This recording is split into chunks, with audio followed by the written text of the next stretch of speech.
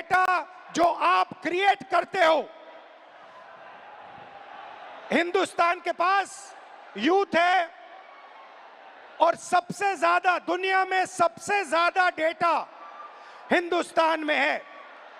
1 gigabyte data प्रति भारतीय प्रतिदिन इस्तेमाल करता है और प्रगति होगी, फ्यूचर होगा तो डेटा और आपके पोटेंशियल पे होगा।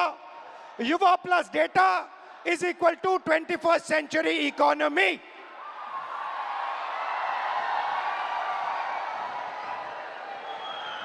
ब्रदर्स एंड सिस्टर्स, मीडिया में एआई की बात होती है, everybody speaks about AI, but I want to make one thing very clear, and ये आपको समझना चाहिए, आपके डेटा के बिना एआई का कोई मतलब नहीं है।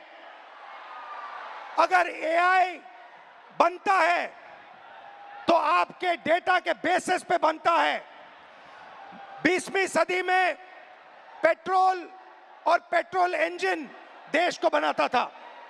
अगर 20वीं सदी में मैं आपके पास आता और आपसे कहता देखिए मैं आपको पेट्रोल इंजन दे रहा हूं मगर आपको पेट्रोल नहीं दूंगा, आप मुझे कहते इस पेट्रोल इंजन से मेरा कुछ नहीं होने वाला है।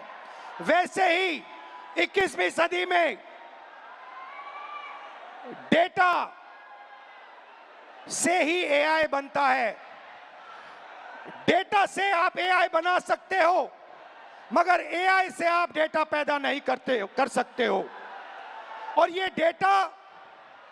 डेटा हिंदुस्तान का है और आपका है। आप इसको क्रिएट करते हो, ये आप बनाते हो, ये आपका इमेजिनेशन है, ये हिंदुस्तान की पूंजी है, स्ट्रेंथ है, एसेट है। मगर भाई और बहनों, डेटा आपका, यूथ पोटेंशियल आपका, मगर सिस्टम ने आपको चक्रव्यूह में फंसा रखा है। ये आप देखिए, आपको चक्रव्यूह में फंसा रखा है। भविष्य की बात करें, आप एजुकेशन लेते हो, लाखों करोड़ रुपए आपके परिवारों से लिया जाता है। इंजीनियरिंग, मेडिकल, पोस्ट ग्रेजुएट, जो भी आप पढ़ाई करते हो, आपके परिवारों से, आपके जेब से पैसा छीना जाता है, लाखों करोड़ रुपए लिए जाते हैं और फिर आपको एक सर्टिफिकेट दिया जाता है। आपको कहा जाता है कि हाँ, आपको एजुकेशन सर्टिफिकेट मिल गया, बीए मिल गया, एमए मिल गया, एमएससी मिल गया, मगर इस सर्टिफिकेट का कोई मतलब नहीं है आज हिंदुस्तान में, क्योंकि यह सर्टिफिकेट आपको रोजगार नहीं दे सकता है। चाहे आप कुछ भी करें, यह सर्टिफिकेट हिंदुस्तान में आपको रोजगार नहीं देता है। आंकड़ा मैं आपको देता हूं, 1000 युवाओं में से सिर्फ 12 युवाओं को परमानेंट नौकरी मिलती है। जहां तक डेटा की बात है, आपका डेटा छीन लिया जाता है। बड़ी बड़ी कंपनीज को, जियो को, अदानी को, फेसबुक, गूगल को आपका डेटा दिया जाता है और आपको फंसाया जाता है। आपको कहा जाता है जितनी भी आपको रील्स देखनी है, जितने आपको व्हाट्सएप मैसेजेस भेजने हैं, जितना आप इंस्टाग्राम पे देखना चाहते हो, रील्स बनाना चाहते हो, आप बनाओ। भाई और बहनों, ये 21वीं सदी का नशा है।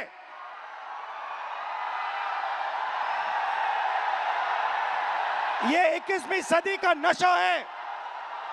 और फिर आपसे कहा जाता है कि ब्लिंकिट में काम करो, ऊबर में काम करो, मजदूरी करो, 21वीं सदी का नशा लो, मगर तुम्हें नौकरी नहीं मिल सकती, रोजगार नहीं मिल सकता इस हिंदुस्तान में।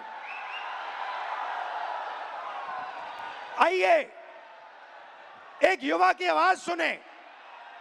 ये जो बोलेंगे ये आप सबके दिल में है। ये जो सवाल उठा रहे हैं, हिंदुस्तान का हर एक युवा यही सवाल पूछ रहा है, उठा रहा है। होता हम भी सीट खरीद लेते। आज मैं ब्लिंकिट में काम करता हूँ 10 घंटा, उसके बाद मैं पढ़ाई करता हूँ। इंडियन आर्मी का एग्जाम दिया, 1 नंबर से मैं बच गया। मैं सीट खरीदता, मैं ब्लिंकिट में काम नहीं करता। ये कह रहा है कि शिक्षा लेने के लिए मुझे ब्लिंकिट में बंधुआ मजदूर जैसे काम करना पड़ा, और उसके बाद मजदूरी करने के बाद 21वीं सदी की मजदूरी करने के बाद पेपर लीक होता है,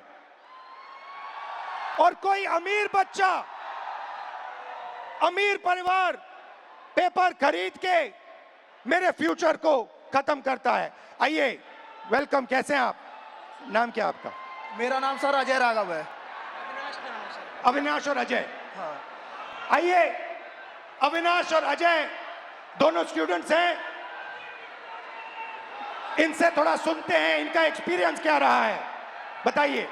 सर मैं यूपीएसआई एस्पिरेंट हूँ। हाँ, तो पास पकड़ते हैं। सर मैं यूपीएसआई एस्पिरेंट हूँ और उत्तर प्रदेश में यूपीएसआई की भर्ती 5 साल के बाद आती है। 2020-21